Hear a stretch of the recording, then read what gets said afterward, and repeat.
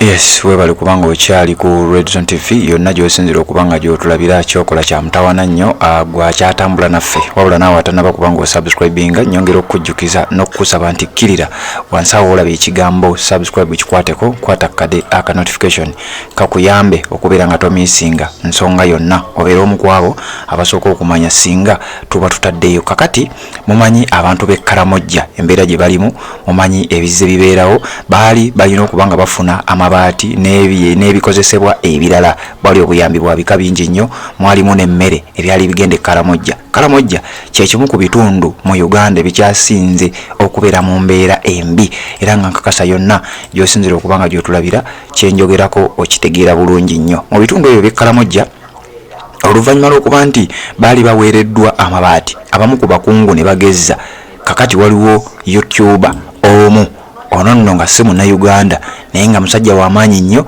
ate nga muvubuka muto akoze ekyamagerera abantu b'e Karamojja wetwogerera nga embeera erabika egenda kubanga eddamu okubanga etereera. Omusajja oyo golaba ku screen yo gwe nkuleetedde oyo YouTuber abasinga obungi bamumanyi ku YouTube yeeyita Mr Beast awadde ab'e Karamojja obukadde 743 abantu b'e Karamojja kubeera nga beddaabulula nga bejja mu mbeera embi oba oliawo gye balimu. Atamanyi musajja ono ngenda mukuleetera ebimukwatako ebitonotono wabula nga okusinziira ku kiwandiiko ekitambudde nga kiraga nti omusajja ono YouTuber amanyiddwa nga Jimmy Donaldson ge mannya ge original naye nga abasinga obungi bamanyi Mr Beast olunaku olwaleero akoze ekintu ekyomuwendo ekyokubiri addidde mu kino kye bayita philanthropy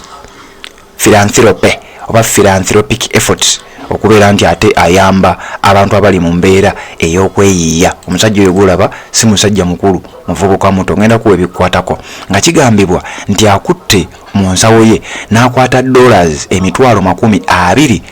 He donated $200,000 to support families in a struggling village in Karamojja. Nti waliwo ekitundu mu bitundu eby'e Karamojja mu ggwanga erya Uganda agenza olaba nga embeera esusse yawulirako ku story ey'okuba nti amabaati emmere n'obuyambi obulala ebyali bigenda eyo byabbibwa ate abakungu nga be babibba. Omusajja ono n'akwata $20,000 n'agibagabira nga ssente zino bw'ozizza mu za Uganda zikola obukadde 743 naye okusinziira ku families zagenda okubanga agabira tugenza okubalabalamu nga kiraga nti buli family egenda kufuna obukadde 3,7 $3.7 million shillings nga ssente zino bangi bategese okubeera nti bazikolamu business, bangi bategese okubeera nga bazimba amayumba, bangi bategese okubeera nga bazikolamu ebintu ebyenjawulo ng'era bw'omanyi ssente ezo nnyingi ddala obukadde 3,7 buli family zegenda okubanga efuna.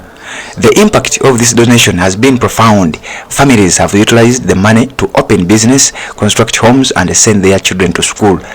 Bwatyo abantu bwe bategeezezza n'okusindika abaana baabwe ku masomero. Omusajja ono atamumanyi bamuyita James Stephen Jimmy Donaldson abasinga obungi gwe bamanyi nga Mr Beast. Yazaalibwa ng'ennaku z'omwezi 7 mwezi gwa kutaano omwaka gwali gwa 1998 we yazaalibwa.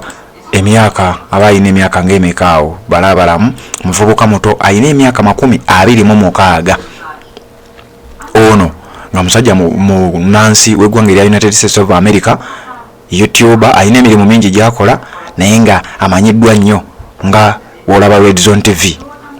Ayinza okuba ayina emirimu gye gy'akola era nga gimuwa akasente wabula ng'ate ekisinza omumanyisa yikubeera nti YouTube emirimu gye egisinga obungi bw'aba ali mu budde bwe obw'eddembe abeera nnyo ku YouTube era nga online personality ate nga musajja musizi wa ssente oba entrepreneur atandika businesses ez'enjawulo. Ono amanyiddwa nnyo ng'okubeera nti afulumya videos ezitambulira ku speed ey'ekika ekya waggulu. Oyo omusajja gwe nkugambye James Stephen Jimmy Donaldson abangi gwe bamanyi nga Mr Beast mu ggwanga erya United States of America. Yazaalibwa mu kitundu kye bayita Greenville, North Carolina era nga yatandika okubeera ng'akola emirimu gye mwaka gwali gwa 2012 era ku myaka 13 n'agamba lwaki buno obudde bwenfuna nga ndi free lwaki sibukozesa nembeera nga at least na social media platforms zenzirukanya nembeera nga nzibeerabeerako kwe kugulawo YouTube. Era kigambibwa YouTube ye emanyidwa nga Mr Beast 6000 oba Mr Beast kakaaga yagigulawo ku myaka 13 gyokka. Era kigambibwa mbu ono y'omu ku bantu abasinze okufuna plays oba views ezikyasinze okuba ennyingi okwetolola ensi yonna. Wabula agambye sigenda kulyanzekka ku mirimu gyange gyenkola nga bwe nkugambye nti alina emirimu emirala gyakola, businesses ez'enjawulo nnyingi nnyo zakozesa, oba nga boss alina businesses, alina companies, alina ebyobugagga bingi nnyo. Wabula weewuunya oba kyewuunyisa okubeera nti mu mawanga gonna, mu regions zonna, mu bitundu byonna, omusajja ono Mr Beast asazeewo ayamba abantu b'omu kitundu eky'e Karamojja. Era nga we nkugambye nti mu Karamojja embeera yasiibye ennaku zino, embeera ya ssanyu jereere. Kekaka video kekaka kafaananyi kolabaawo ng'amaze okuba nga abadonatingira essente ze nkugambye, ssente nnyingi nnyo. Era nga bw'ozizza mu zaawano ziri $20,000 nga bw'ozizza mu zaawano ziri wakati ziri around obukadde 743 naye tagabidde Karamojja yonna.